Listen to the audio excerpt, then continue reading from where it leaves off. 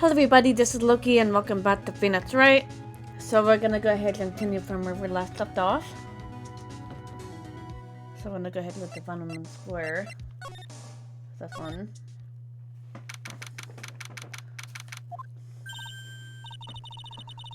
Oh, there he is. Old CD's back feeding the pigeons again. There, take this, and get out of my park. I thought he's really mad. Come on, Maya. Just keep your head down and let's sneak away while we still can. What? Why? Hello, old man. What are you doing, Maya? Huh? Oh, he just turned his back on us. I'm not surprised. I bet I really hurt his pride in church this morning. Hey, Mr. Kudo. Ha. Pigeon. Ka. Look, we really need to talk to you, alright? Out with the demons, in with good fortune. Ow! Ow! Seeds, shell splinters. Painful. I always knew you were a demon, Maya. Talk to them, shall we? I'm sorry about what happened at court earlier today. Cat, everyone will be talking about me behind my back now. A dirty old man who was so busy looking at the servant girl's backside that I can't remember her face. I felt like depraved animal. Not at all. Are you listening to me, boy? I don't care what you say. I saw that waitress put it in. She put in some white powder into the young lad's Dravasino. We hear you. And another thing, the young layabout was wearing an earpiece on the same side as the lens of his broken spectacles. We're really sorry. So I made a little mistake about the vase. So what? I know what I saw. I'll tell you. Okay, take it easy, please, Mr. Kudo. Don't tell me to take it easy, you spiky-haired brat. Take this! You said you were a craftsman, right? Ha! The modern world casts honest craftsmen like me inside in droves. Surely it's not that. I come from a long line of craftsmen right back to the time of the shoguns. Do you hear me? I didn't become an embroiderer, I was born one. Actually, I'm kinda in the same situation myself. I wanted to stick my fingers up that dribbling old judge's nose and scream right down his ear hole. Objection! Oh, so did you want to become a lawyer when you were young? I don't think that's quite it, Maya. I think he's just in a bad mood, that's all. I got a tsunami of frustration inside and it's ready to burst out. If we let him start rambling now, we might never shut him up. What do I do?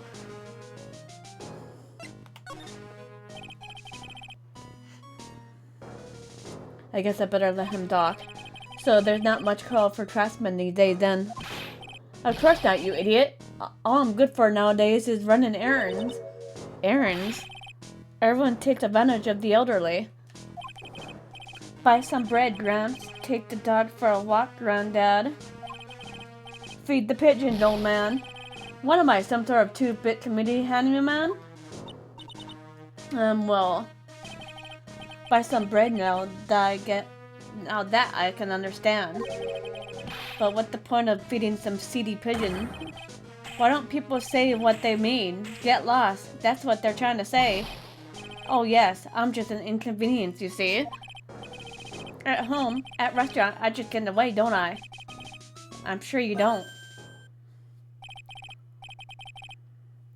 Wait a minute. What did he just say? At home and at that restaurant? Hold up. By restaurant, are you talking about Très Bien? Did you get asked to run an errand there too? Yes, I did. The very day that young brat was poisoned. What? Well, at least he told us some truth here. So on the day of the incident, what were you asked to do? Glad you asked, boy, because I tell you what I was asked to do. All of a sudden, that young lad slumped over the table. The servant girl collapsed. And I broke that vase. It all happened so fast I was in a bit of a daze, you see. And then the owner shouted over to me.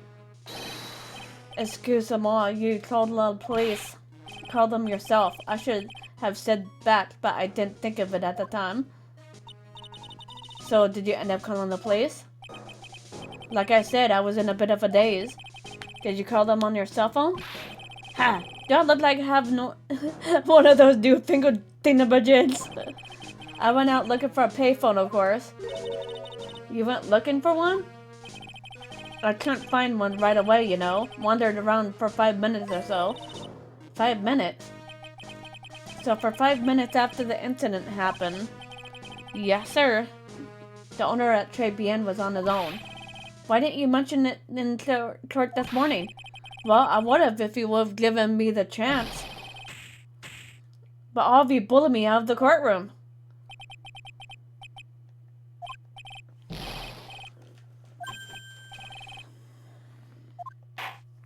But at least we know now. Better late than never, I always say. It's not my fault. You're the one to blame. You could have at least told us before we got to court. Is it really that important that Mr. Kudo was the one who called the police? Yes, it's important, Maya. Very important. What's important is the counted time before the police arrived. The victim was dead, and Maggie was unconscious. Which leaves that man, alone in the restaurant. Mr. Kudo might have been chased out of the place on purpose. What do you mean? Maybe a certain someone didn't want him in the restaurant. Ah. Oh, sure, you go ahead and say I was in the way as usual. I suppose I could have been getting myself covered in pigeon poop instead. We need more details on exactly what happened. From Maggie, and from Mr. Armstrong. I guess I'll have to move to the kitchen.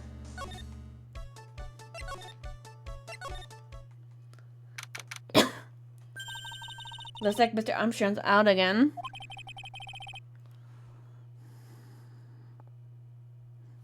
But the place is open for business. You can't have an open restaurant without a chef. Hey, it's not my fault, Nick. Don't take it all on me. That's true, it's not her fault. Only a couple of minutes after the incident happened, Mr. Kudo left the scene and leaving Mr. Armstrong here alone. Missing when we need to talk to him the most. Maybe he's trying to avoid us on purpose? Yeah, I might never know he's trying to avoid us. I think we'll go to the detention center now. Isn't he supposed to have his restaurant closed if he's not there? It kind of reminded me of this video I saw somewhere. I think it was like YouTube or TikTok somewhere, where someone went inside one of those pizza places, empty. I'm like, who in their right mind would actually leave? Like the whole staff. Without locking up first. I'm at the right. Hello, Maggie. So they finished questioning you? It wasn't just unbelievable in court today, sir. I'm gonna stay up all night and blog about everything that happened. Weren't you scared? It's pretty much touch and go in there. Yeah. But you really nailed that old man. Well, he was all over the place with his testimony. He's not the only one. Huh? What do you mean? Everyone else's testimony doesn't match up either. Not with what I remember of the incident anyway. Is it possible she's the one misremembering things? Never know. Never know. Maggie, you know how you said that everyone else provided testimony that doesn't match up with what you remember? Yep. There's just so many things that don't seem to add up. The biggest contradiction is the other guys I saw at the victim's table. He was the one who slipped something in the victim's coffee. I'm sure it was him. But didn't Mr. Kudo testify earlier today that it was the waitress who put some white powder into the coffee cup? So you really think it was the disappearing man that did it? Well, he's not the only thing that disappeared. The CD vanished as well. You know the CD with the writing on it? Oh yeah, the MC Screwdriver album, right? It was MC Bomber. Maya, it was a name that scrawled on sports paper as well. They never did find that CD at the crime scene, sir. Or the victim's medicine. That's gone missing too. Ouch, my head. This is getting way too complicated for me. It's complicated for me too, Maya. Me too. You said you passed out when the victim, Glenn L. collapsed, right? Yes, it's embarrassing. I mean, I used to be a cop. When I came to, the restaurant was buzzing with police. And before I knew what was going on, they arrested me, sir. So between the time the victim slept and the time the police arrived on the scene, you have no idea what went on at Tribune. No idea at all. Why, is that important, Mr. Wright? The other witness, the old man from the park, was pretty much chased out the picture. Chased out the picture? What do you mean? Old CD was inside the restaurant because he was told to call the police. Exactly, and you, Maggie, were unconscious. That means Mr. Armstrong was alone in the restaurant for a brief period of time. No. You don't think Mr. Armstrong set me up, do you? When you consider the facts, it's hard to imagine that Mr. Armstrong isn't involved in this at all. It's like the master biting the paw of the dog that feeds it. Are you sure about this, Mr. Wright? Well, the old man said as much when we spoke with him earlier. I don't know, the thing that man says doesn't add up for some reason, sir. Maggie looked like she's trying to figure something out. Maybe we should ask Maggie exactly what she knows about old CD. Freaking CD. Excuse me. Alright.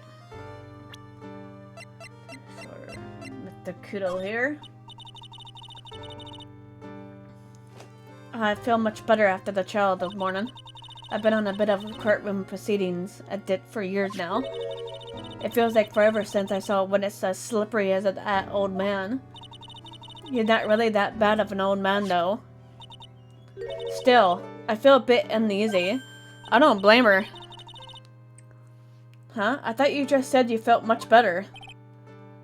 Maggie, if there's something on your mind, you gotta tell us. Especially if it has anything to do with Mr. Kudo or his testimony. Roger, I'll spill it all and see what you make of it. Doctor, shall we? Is there anything about Mr. Kudo's testimony that stood out as odd to you? Actually, yes.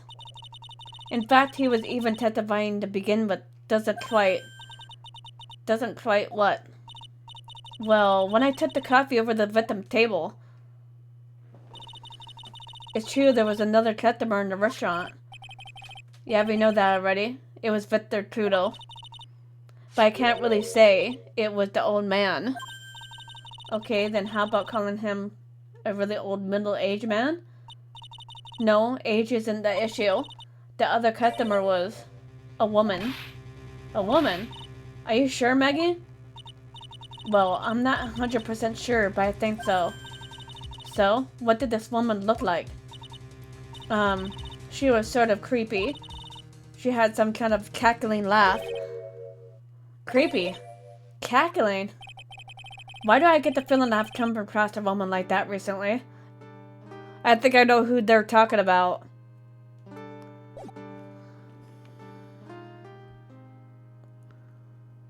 Okay, I have to go back down where I needed to get to. Enjoy the doggo bargain back there. Okay. The present lunchbox store.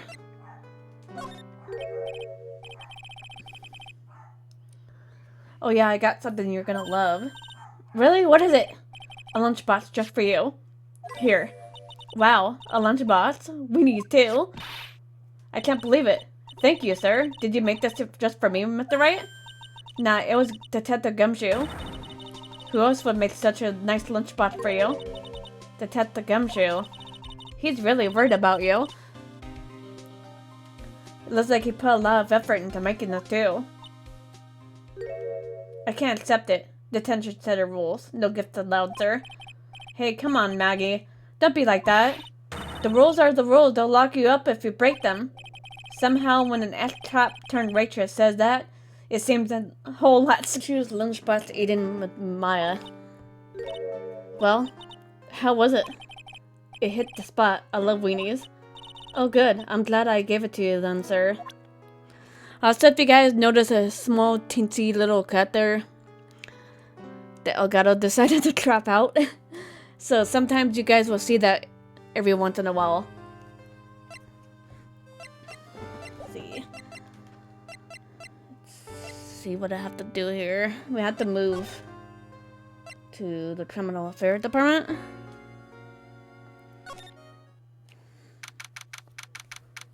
There we go. The main server just went up in smoke. Why the heck isn't the press conference set up yet? The superintendent's here already. Yeah, and there's a problem with the internet too. I already told you to stop using a computer, Chief. While I'm watching videos online, I'm catching up on my Asian soap operas. And then I have to wait, Chief. I'm throwing the switch. No! Just when some young guy was gonna confess to his son's hot to trot girlfriend. Wow, this place is really buzzing. Something must be going down. Something real good, huh? What are you doing here, pal? Detective Gumshoe, you can't be here right now. You'll be roped into the briefing if you stay. Huh? We've got a big problem here today. Why? What's going on? It's a virus. A virus! A virus? There's a virus ripping through the precinct computer system. But I really need to ask you some questions. You talk to him? Okay, I'm only gonna say this once, so listen up. Yes? No matter how poor you get, never borrow money from a place like this, do you hear? That's good advice. That is really good advice. Okay? If you get money trouble, just go on a diet of instant noodles and hang in there. That's a good advice. If you get... Also, I would like to add, if you have money troubles, find safe ways to do it. Like if you have a craft, like for example you crochet, you can make items and sell them. You can sell items you don't need anymore. Stuff like that. That's more safer. We're not thinking about borrowing money to want information. Oh, is that all? Well, let's see. Tender lender is considered to be even fishier than the average illegal loan shark. And it seems to be running into trouble recently. Those guys have been pretty heavy-handed telling in all their depths. Really? Don't go poking your nose around their business, pal. You'll really regret it if you upset that lady. Alright, I get the picture. Hey, wait a minute. Did you just say that lady? What did you just say? That lady? Who's this lady he talking about, Nick? We better find out what the story is with this lady. So, what exactly is a computer virus, Detective Gumshoe? I don't know. What? Look, I just go with the flow, alright, pal? And here I thought detectives were supposed to be somewhat knowledgeable. What's it with the face, pal? You think you know what a virus is? Well, Nick, do you? A computer virus? Sure. I mean, only in simple terms, of course. Really? Wow, you know everything, Professor Dick. Yeah, I'm gonna call you Dr. Wright from now on. Hey, that sounds pretty cool. Don't you agree, Dr. Wright? Why do I get the feeling they're making fun of me? Okay, fine. I'm no expert, but I can at least explain the basics to the two of you. A virus is a program that gets inside the computer and causes damage. Damage? You mean it makes the machine go boom and explode? No, the damage is, well, it's all internal. So inside those boom, right? No. Imagine all the case data you get stored on your PCs here in the station. A virus can wipe out all that. That's kind of the damage I'm talking about. Whoa, that's scary. Yeah, and what's even more scary is that viruses are infectious. Infectious? Most computers are connected together in a network, right? A virus can move from one machine to another over the network. So the virus just keeps spreading faster and faster. Huh. Just like a real virus, huh? But Nick, why would anyone want to make a program like that? Yeah, and it takes ages to type in all that data. Why would you want to destroy it, pal? No, people don't infect their own machines. They send the virus to someone else's. What? That's horrible. Yeah, it is. Oh, I get it. It's like you sneeze in on Mr. Goto so he catches the cold. Right, and then he wouldn't be able to turn up in the court because he would be too sick. You really shouldn't do stuff like that, Nick. It's wrong. Who? What? Where? When? And why did the conversation jump to talk about me? Anyways, that's what a computer virus is. A bad program that causes damage. And all the different viruses have names, right? I kind of feel like I've heard the name of the virus we caught somewhere before. The name of the virus, huh? I feel like I heard of it before, too. Let's see. The newspaper. Let's just see if I can show MC Bomber. MC Bomber, where are you? Here we go. Detective Gumshoe, about this. What? I'm trying to concentrate on Maggie and the virus right now, so Ah! This is it! The stupid name, I remember now! I thought so. Here it comes. Don't just nod yourself and keep me in the dark, Nick. What's going on? It's okay, Maya. You don't have to cry about it. The name scribbled on that newspaper and written on that CD. That's the name of the virus. MC Bomber. What? It's a virus, not a music thing. The virus has just affected every computer in the station, pal. It's MC Bomber.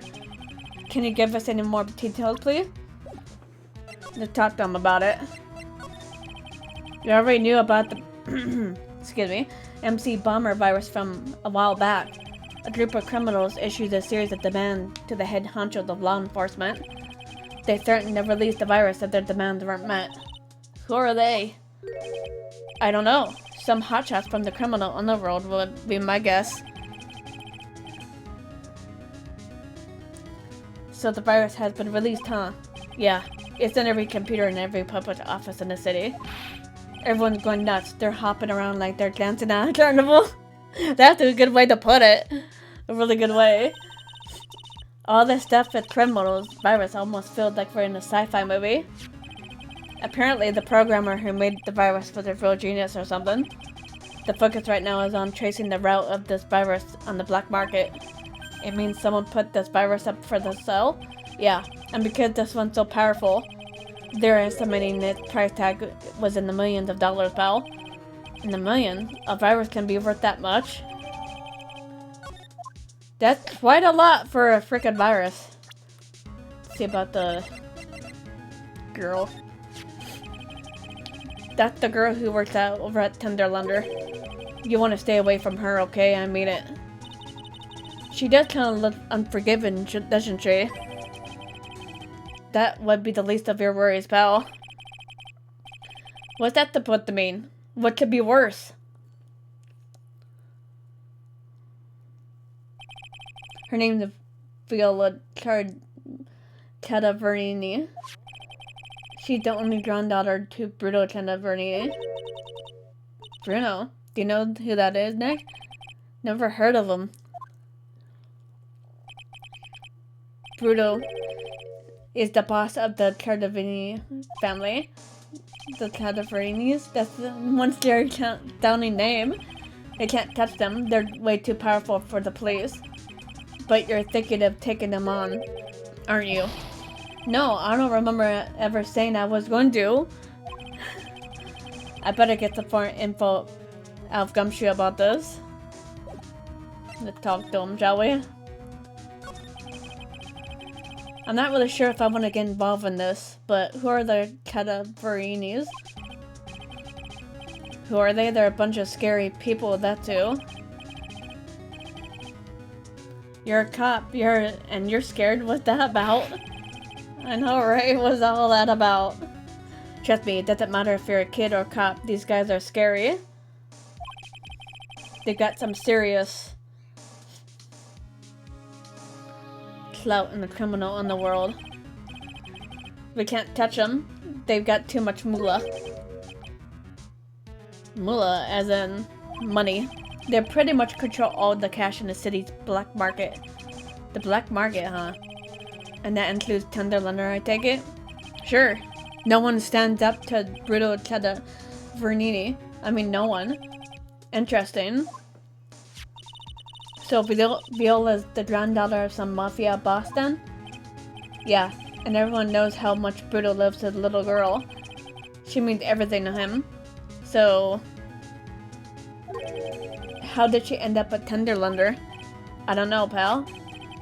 But I heard she and the boss of Tenderlander are pretty tight. Tight? And that's why I said in the file related to Maggie's case.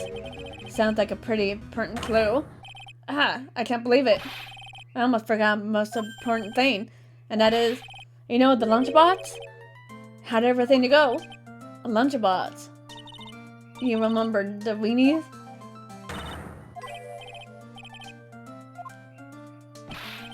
So, how did my weenies taste when they went down the hatch? Huh? Well, it was delicious? Yeah, that's what she said, really? Well, not exactly. Don't worry about it, pal. I figured something would happen, so I came prepared. Prepared? What do you mean? I made a jumbo lunch. Oh god, a jumbo one? Oh. Do me a favor again, pal. Deliver this? This sure is a heavy burden. In more ways than one. I can't just imagine Maggie's little eyes sparkling with joy when you bring her that. Weenies again, Nick? Tell me we don't have to eat all those too? I really can't eat anymore. Oh. Alright, I'm gonna go ahead and tell it here for now. If you guys enjoyed the video, feel free to hit the like button below. And subscribe for more videos to come. See you guys later. Bye guys.